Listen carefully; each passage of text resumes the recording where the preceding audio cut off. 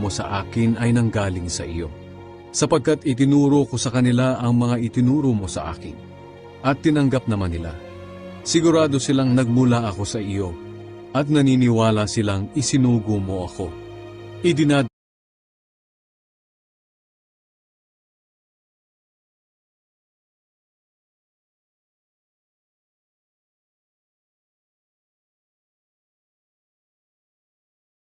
Nanalangin si Jesus para sa mga tagaling damit at kumakain ng masasarap na pagkain araw-araw.